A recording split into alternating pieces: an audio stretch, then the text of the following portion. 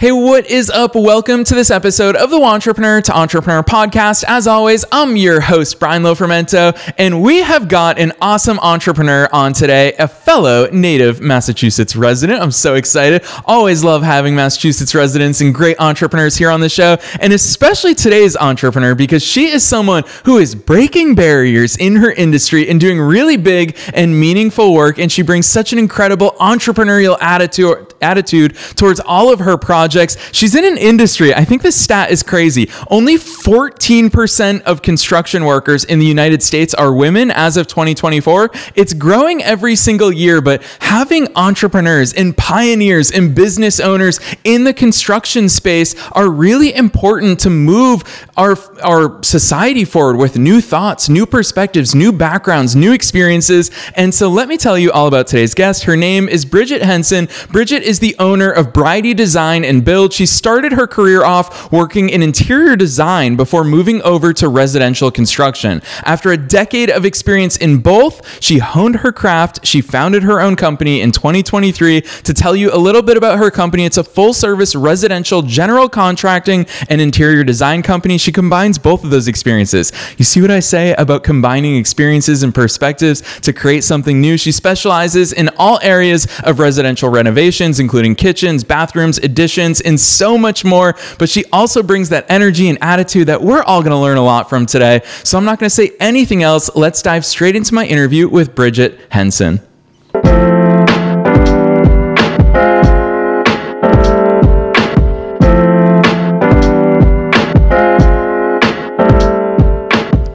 All right, Bridget, I am so very excited to have you on the show today. First things first, welcome to the podcast. Thank you so much. I'm excited to be here. This is Heck great. yeah. Thank you so much for the intro. No, my pleasure. And I think it's so cool seeing pioneers doing their thing and being part of the change that we all wish to see in the world. And Bridget, you are someone who is leading the way in so many regards with the work that you're doing. And taking the entrepreneurial plunge is no small step. So take us beyond the bio. Who's Bridget and how'd you start doing all these amazing things? Definitely. So I am in Massachusetts. I'm outside of Boston, and going back to college, I went to Northeastern University and I studied art and design. And before that, I always knew that I had an interest in interior design. So as you mentioned it in my bio, I started off out of college and internships in college working for different interior designers, primarily on kitchens and bathrooms, which was always great. It was always fun. But I wanted more. I wanted to be involved before, it was time to just pick out the aesthetic cosmetic finishes. I wanted to be at the beginning stages of the renovations and really understand how to bring a project from the start to completion throughout the entirety of it. So then I jumped over to residential construction, which was really fulfilling. And I was able to tie in my eye for design with the renovations from the ground up. And I think that's really important to have someone that understands not just the construction side of things or the design side of things.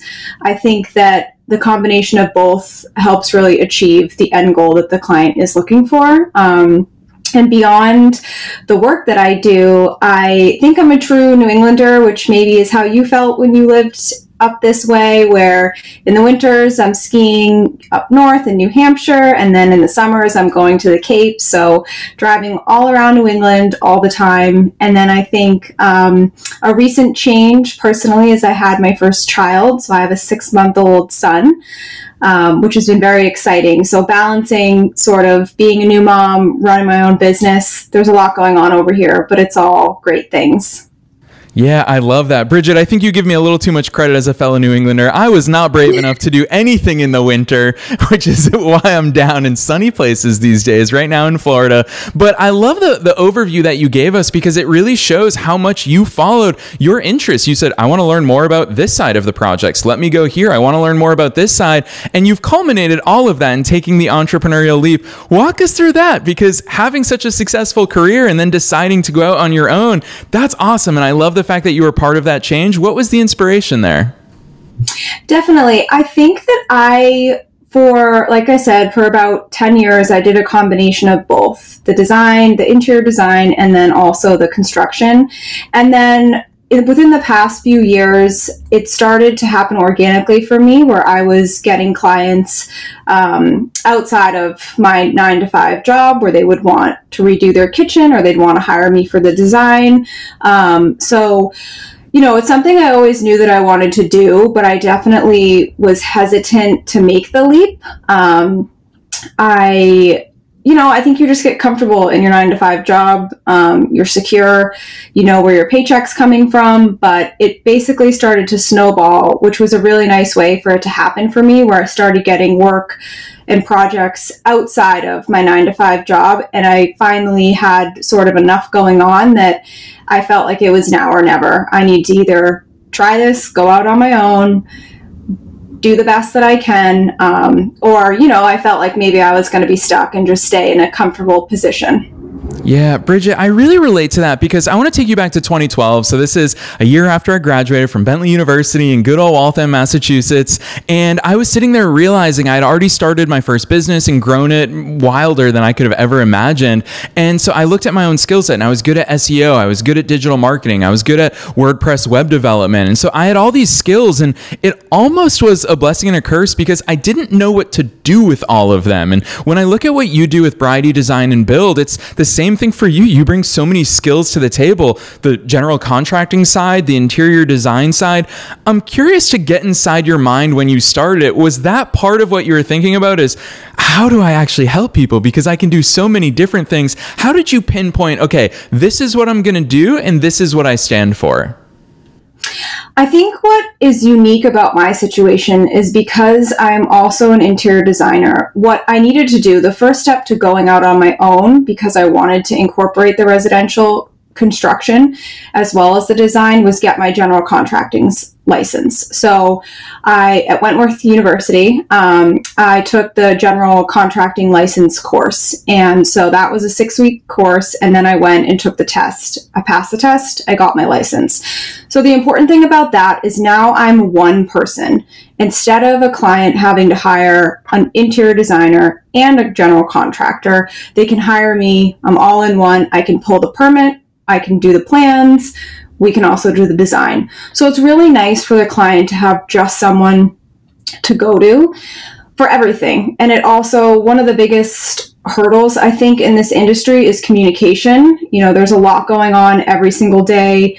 You're going to go in with a plan, but you're going to be opening up walls, or you're going to find plumbing that's not to code. So whoever the person is that is on site has to communicate with a lot of people, a plumber, an electrician, the carpenters, everyone involved. So sometimes, communication can get lost if you're working with an architect, an interior designer, a general contractor. So with me, it's really nice because details don't get missed, and you always have to be moving ahead at a pretty fast pace because a lot of clients live in their homes through the renovations. They don't move out. So, as excited as they are to have you in there redoing their work, they're also very excited for it to be over and they can get back to their quiet life and enjoy their new space. So I think what's unique about me is when you hire me, you're going to be interfacing with me every single day. I have a small team that I've built over the past 6+ years, and we're communicating constantly so things aren't getting missed, and we can ultimately keep your project moving forward and also not miss certain details, which is really nice. Yeah, Bridget, hearing you talk about the advantage of having that general contracting background and, of course, the license to go along with the interior design. I remember, so my parents did a new construction house down here in Florida, and seeing their process, there are so many cooks in the kitchen. There's a lot that goes into making a house happen. And so it actually sounds like that's the way it should work, the way that you bring it all under one umbrella and you can quarterback that project. But it does lead me to a huge skill of yours that a lot of entrepreneurs, this is part of what we have to balance, is balancing all the different workloads and things going on inside of our businesses and things going on inside of our client projects. How the heck does your brain stay so organized and on top of all of the things in a rapidly moving environment? Definitely. I think that it's much better now that I work for myself. I think when I worked for someone else, I had a lot of projects, I had a lot on my plate, but then you also have, the pressure of a boss or, different people that you want to, sort of always be keeping happy, and the work, you can't control the workload. But now that I work for myself, I can control my workload. I can have a better balance with how many projects I have going at once. So it is really important to be organized. I would say that since going out on my own, as an entrepreneur, I am doing the accounting, I'm running all the projects, I'm ordering all the materials, I'm doing the social media. So I think for me, as I'm starting to grow, now that I'm 2 years in, those are some things that I would like to delegate to someone else. So I think my immediate goal in the future would potentially be hiring, an accountant to take over some of that workload. As I mentioned, I have a baby now, so we have a growing family. So there's a lot going on at all times. But I think, as long as you're organized, and I think one of the main skills is time management, because you want to have accurate project timelines. You want to be letting the client know if you ever think there's going to be a delay or you're going to finish something early. So again, open lines of communications with everyone involved. You just really have to stay ahead of it. I think that's the most important thing, because at the end of the day, the client cares about the timeline. I would say that's the most important thing to them, because these are really big projects. They're spending time and money. I also think that you develop a relationship with them depending on the length of the project. I could be sort of intertwined with someone's family for a year, 6 months or a year. I'm there every single day. So in that sense, it's really nice to get to know the clients, but you definitely, you always want to be on the same page. So I think that's important in juggling everything. Yeah, Bridget, you walked us there, so I'm just going to jump right in, because time management, it's something that we all face, and huge kudos. You mompreneurs have some superpowers that I don't think the rest of us fully understand, so huge kudos to you. But it does lend me to ask, talk to us about the time management of Bridget Henson. Are there tools? Is it a mindset? Is there a strategy that you use? How the heck do you balance all of these things? Because like I said, you mompreneurs have some bigger responsibilities than just work. So I think that one of the important things that a lot of entrepreneurs understand when you go out and start on your own business is there's always something that can be done. Like, even when you've done all the work in a day, when it's your own business, something will always inevitably pop into your head in the middle of the night or the next morning.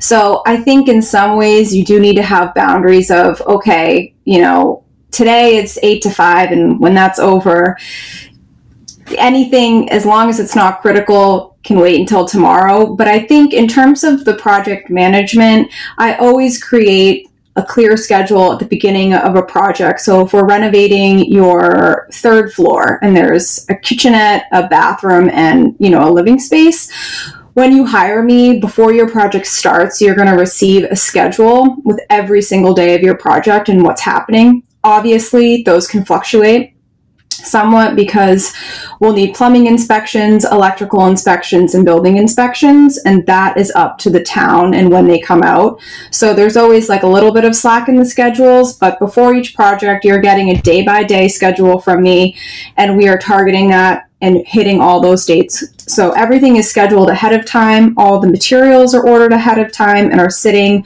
in warehouses getting ready to be brought over. So I think, to answer your question, the prior planning is critical for construction projects, because you don't want to start someone's bathroom or kitchen and you've ripped everything open and now your cabinets are 2 months delayed. So I think the prior planning to all these projects really helps us succeed in, keeping things moving and getting the work done. Yeah, and hearing you talk about this day-by-day schedule, which I can only imagine that goes out months in some of these projects that you're working on. And so with that in mind, I know where my entrepreneurial mind goes, and I'm sure a lot of listeners are going there saying, Bridget, I've set schedules in many ways. It's hard for things to keep to schedule, and you just pointed out, when you're pulling licenses, when you're relying on other contractors, there's a lot that goes into it. Of course, the schedule gets thrown off and it readjusted, but I'm going to pick on, it's an answer from your guest question questionnaire before we got on the air here together today, where you just seem to have such a strong emphasis on not only communication, but it sounds like proactive communication, that the antidote to scheduling, moving and getting adjusted and being thrown off is communication. Talk to us about the communication points that you build in with your clients, because I think that proactive communication, just thinking about my parents' experience with their new construction house, there's so many mysteries where they don't hear from the person. How do you counteract that in the work that you do? I think the biggest thing is, at least that I do with my business, is once your project begins, every Friday, the client receives an email from me of what we accomplished that current week, what's coming next week, and if there are any schedule updates. So, if the tile is going to start 2 days later instead of on the day that I originally said, they're knowing that ahead of time. I think what it really comes down to, which is almost every business, is customer service. So you want to keep your clients happy. And if you let people know ahead of time about a schedule change, I believe 99% of the time, they're not going to be bothered. They're going to be grateful that you let them know ahead of time, and it's totally fine. But I think the worst thing you can do is not communicate. So if they're at home and they're expecting their blue board to go up this day and they're excited, they're waiting for it, they can't wait to see the space with the walls closed up, and then nobody shows up that morning. And maybe they took the morning off of work to be there because they wanted to see it. So now they're upset. They don't know where you are, where your subs are. You didn't tell them ahead of time. So it's really managing those client relationships. And I think as best you can, when I see something, when I know my tile guy calls me and says, hey, I need an extra day. It was a little bit more intricate of a pattern than we expected with the shower floor. Great, no problem. I will immediately pass that on, that information, to the client. And there's a lot to juggle and there's a lot happening all the time. So basically when I get that information, I try to get that phone call off to the client or that email, because everyone's human. Sometimes you do forget things, but the goal is basically, that's my tip, I guess, is when something's going to change, I try to get that at least in writing right away, even if I send it, a couple days later, but it's a draft. You always want to be making note and keeping track of things as they're changing, because it is constantly. Yeah, that. And I just want to reiterate that tip that you gave us about the every Friday email. I think that's so powerful. And we as clients, we would love that. I'm thinking, gosh, if I knew I was going to hear from you every single Friday, it's also kind of an exciting thing to look forward to, because it shows that forward progress. And a big part, I'm going to call this out for listeners, I think that a big part for us as business owners in the way we deal with clients is not only in delivering that service, but making sure they feel the value and they feel the progress that we are making. So I think you accomplish a lot of things with that clear and consistent communication. So huge kudos to you. Bridget, I teased this at the top of this episode, and I do want to go here with you in today's episode about the fact that you're breaking some gender barriers within your industry. And I'm curious, obviously we're all so used to that being a male-dominated industry, and we picture the contractors who come in with their hard hats, and we picture the quintessential guy who fulfills that role. It must be so much fun for you to break those stereotypes and to show up with a new set of eyes, with a heck of a lot of experience and perspectives to share with your clients. How has that played into your business growth? I think it's been great. I think it's really put me in this sort of niche where a lot of the clients that I've received over the past year, they've all been referrals, and it's basically been from one woman to the next. So I think sometimes women still are at home in certain cases, whether they're working from home or they're raising children. So a lot of the time it is the woman still at home, and they feel, maybe a bit more excited to have a female general contractor come in, because now, I'm not just someone that's coming in, as you said, with a hard hat and ready to whip my hammer out and build your bathroom, but I can also have those conversations that are more exciting. What wallpaper are we going to put up? What color tile? Let's look at the lighting, and then let's really get into those details, which I think, in any project, it's the fun part. Most clients are like, okay, we know we got to do the demo and reframe and do the rough electrical, but when the rough electrical's up, are you that excited? No, you're excited to see your tile, your cabinets, the paint.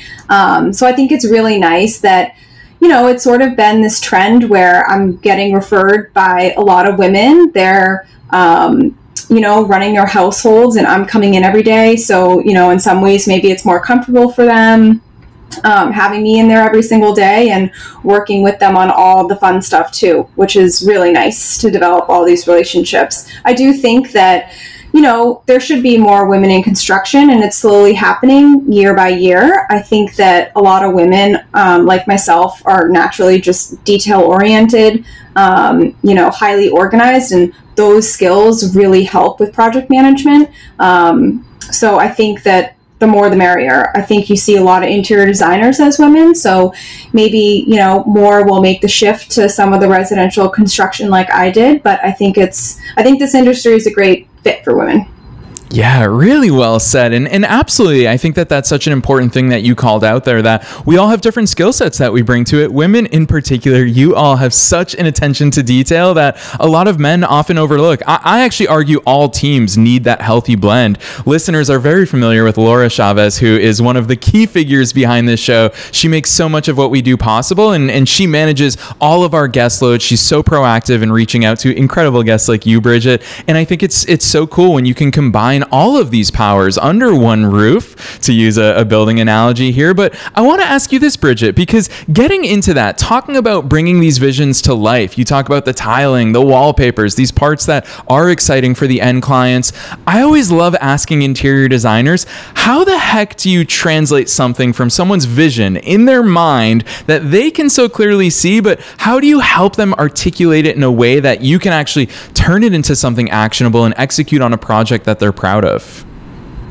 So I think if we look at a bathroom, for example, one thing that I start with when I have a new client is inspiration photos. So the first thing I'm going to say is send me bathrooms, go online, go on Pinterest, go on Instagram, look at other designs, and send me sort of the jumping off point. So we always work from that. So I have an idea of maybe the color scheme, or maybe they know that they've always wanted this exact lighting fixture or color tile. So that's definitely the jumping off point for the design work. And then from there, I will, measure your space. I will make a 3D rendering. I will incorporate all of the colors and, if we know, exact fixtures of that time into the rendering. So you'll see your exact vanity and the exact tile. And then sort of after the rendering is when we may, if we know some of those fixtures ahead of time, or we'll pick them out after that. So then I'm going to take you to the tile store. We're going to have a couple hours in there. We're going to look at all sorts of tiles within your budget, and we're going to put those all together. And then basically from there, we'll build from then incorporating paint colors, and if your plumbing fixtures are going to be chrome or brass. And then I'll kind of tie that all together in the rendering and also on a mood board. So you'll see all of your pieces together digitally, but then also in person you have those samples. So it's sort of a checklist we go through, and I want them to see as much as possible ahead of time, and then it's really nice to see it all come together. But there's definitely a lot of time that goes into making the selections for all the materials, but it's really fun. Yeah, Bridget, it does sound like fun. Honestly, the fact that you get to do this for a living, I'm thinking all the way back to when I was a kid, The Sims. I hope kids today still know what The Sims is, but it was such an incredible game where we got to build things, and for young minds to imagine the possibilities of having the living room to be this big and to put the TV here and imagine, this grand window here. It's so cool to picture all of that stuff. I'm curious how much tech into AI is affecting your industry, because I'm an early adopter to Apple Vision Pro and one of the coolest apps, because I'm not someone who is inclined to interior design skills, but Lowe's, for example, they have a kitchen renovation app where when you put Apple Vision Pro on and you look at your kitchen, you can change the countertop, you can change your appliances in real time. It looks real. So Bridget, that's just my nerdy Apple Vision Pro example of technology, but talk to us about how some of the tech is changing your industry. Definitely. I think it's great. I do. I know that when I renovated a house a couple years ago in Somerville, and there was an architect on the project, and they had a similar software where they built your house in their architect program. And then we went in and we put the 3D goggles on and we could actually walk around the house. So, I had helped them select the materials. So now they're seeing their exact floors. Like you said, the countertops, the cabinets, the colors, everything, all the details that we could put in there, the architect had in there. So that was really, I thought, an amazing tool to be able to walk through, virtually your house the way that you want it. And then, it's really helpful. A lot of clients struggle, I think, with sometimes articulating the design or what they want. So I think for certain clients, these tools are going to be super helpful and already have been.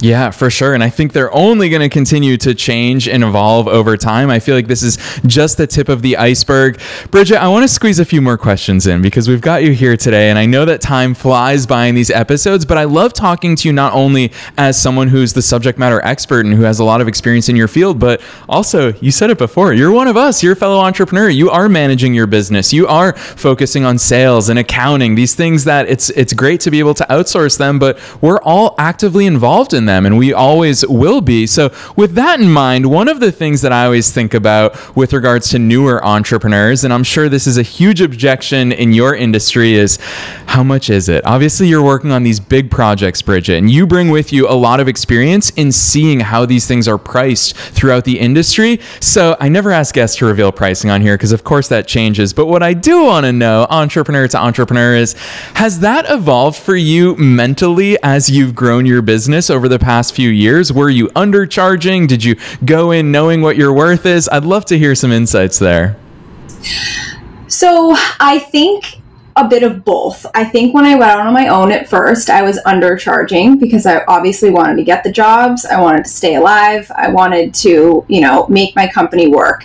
And then I sort of dialed it back in and basically wanted to charge what I'm worth. And once I started doing that, it's funny, I think it's like a mental hurdle because, once I, let's say, gave my first estimate with what I believed I was worth, there was no pushback on it. So I think maybe sometimes when you're starting out on your own, it's your own mental hurdle where, you know what you're worth, but you want the job. And so you're a little hesitant. But basically from the moment I did my first job where I knew what my worth was, and I said I'm not going to take the job if it's less than what I deserve, then it's not for me. So I think it's really important, as you said, to know your worth, and I don't think people are ever going to object to it once they see what an incredible job you do. So I think the proof is in how the project ends up, and everyone is always super happy. And I just think that always put out, what you believe you deserve. And I don't think that there's really ever going to be an issue with it. Yeah, for sure. I'm so glad that you said that. You brought me back to, it was probably 2012 or 2013. I was sitting in the parking lot. My business partner and I were about to make a pitch to a business in Waltham. And up to that point, we had been charging, Bridget, no joke, we were charging like $2,000 for these projects. And that day in the parking lot, we were challenging each other and we said, what price should we tell this company today? And I said, let's tell them 4K. And my business partner said, let's say 5K. And then all in, we decided, let's tell them it's 8K today. And when we said the price at the end of our presentation, they laughed and they said, we don't even need approval for that. We can just put that on our corporate card. And it really is that mindset. So I really appreciate your insights there. And listeners, look, don't listen to me. Listen to Bridget here today about the fact that this is the stuff that goes into it. None of us got it right out of the gates. So Bridget, I love your transparency and your stories there. I want to piggyback off of that. What were some of the things that surprised you about going into business on your own? Because the projects seem to come easy for you because you have so much experience. What was the transition about going out on your own that made you think, oh, holy cow, I never considered this aspect of the business? I never really considered how much happier I would be working for myself. I think it's an obvious statement to say, but I had worked for other people for so long, and it can be stressful working in someone's home every single day. And when you work for other people, there were definitely communication issues for certain things. And as I said, I'm just in your house every single day, starting at, it could be 6:30 in the morning till 3:30 at night. And so, at a certain point, clients can be like, okay, I'd like to have my cup of coffee without 15 subcontractors in here at once. So I think, there's always more pressure I think, at least I felt, working for someone else and their expectations and then the workload. So when I went out for myself after a while, I think I just had a realization, even like a few months in, like, wow, like I'm so much happier. I am stressed, but it's the good kind of stress. It's for myself. It's for my family. It's what I want to be doing. And I'm not over here working overtime for someone else who may not necessarily appreciate the fact that I'm working overtime. So I think it was the realization that, you know, if you can take the leap and you work for yourself, I really think it's going to pay off. I think you're going to be so much happier. You can have a better life balance with whatever you're doing. And I think that was the biggest realization I had. And I would say, you know, whenever you go out on your own, depending on what your industry is, you know, you're always a little worried, okay, you know, I have one project now, but what's the next month looking like? And what's 3 months looking like from here? Right now, I don't have any incoming projects. And once I did one project, everything started to follow. So it was like a domino effect of, okay, you know, now I just finished this one project in Cambridge. They told their best friend in the south end of Boston, and now they want to redo their kitchen. And then it snowballed. So I think that if you can start what you're doing, which is always the hardest part, and I think a lot of it is just mental, the work is going to come as long as you're doing the best you can in a good job. So I think that the realization of, you know, maybe feeling scared at the beginning and realizing if you just start and you keep going, you know, that fear goes away and then you have a full-fledged business. Yeah, really well said. And I love the way that you articulate that, because this is the real stuff. We can sit there and we can draw up all these business plans, but the reality is, until we actually start gaining the snowball effect. It's one of my favorite things about life and business and any hobby or skill that we're looking to gain, is that it starts to take hold once we start just jumping in, and we'll figure it out along the way. So Bridget, you've been such a wealth of knowledge in so many different ways here today that I have no idea how you're going to answer this final question. But I always love asking it, because you can take it in any direction you want. And that is your one piece of advice, or that one takeaway that you hope every listener walks away from here with. They're probably thinking about all the different things we talked about as far as listening and as far as planning out projects and timelines and proactive communication and the way that you deal with clients. There's so much good stuff from today, but what's that one thing that you hope every listener walks away with? The one thing I would advise is to pick up the phone or send the email today to someone who is doing exactly what you want to be doing. Because for most people, as for me, there was a general contractor already doing what I wanted to do, and all I needed to do was call them and get some advice and see their blueprint on how they started their business. I was always a little hesitant to do that, because I felt like these people that I wanted to talk to, who I knew and knew me and we worked together before, I always felt like I was being a burden or interrupting their busy schedule and making them take time to talk to me. And that was all in my head. The second I made one phone call to someone who was doing exactly what I wanted to be doing, they were more than happy to talk to me about how to get started, give me advice and tips. So I think there's a wealth of information with people who are already doing what you want to be doing, and they're going to be extremely happy that you reached out and want to help you. I think that's the biggest thing, is people want to help people, and you should never be in your own head about that. I think that if you can, you know, talk to anyone who's doing what you want to be doing, it's going to be great, and they're going to help you, and then you're going to start, because you're going to know the first step to take. Yes, really well said. Bridget, we've asked that question, close to 900 times here on this show. That's advice that I think goes under the radar. We don't talk about that often enough, but it really resonates with me and all of our team behind this show, because one of our founding principles is a rising tide lifts all boats. And I think that your answer there really exemplifies that. So huge thanks to you. Listeners, take action on this stuff. This isn't theoretical. Bridget has used it in her own business growth. It's one of my core principles and strategies strategies of how I grew when I was 19 and starting my first business. I had no idea what I was doing. But Bridget, that advice that you just gave, it's so powerful. It can accelerate and shortcut our success. So I really appreciate those insights. With that in mind, I know that listeners are going to be keen because so much of the work that you do is visual. It's seeing it. And I know a lot of listeners can't see the things that we're talking about here today. So drop those links on us. Where can listeners see all this amazing stuff that you're up to with Bridey Design and Build?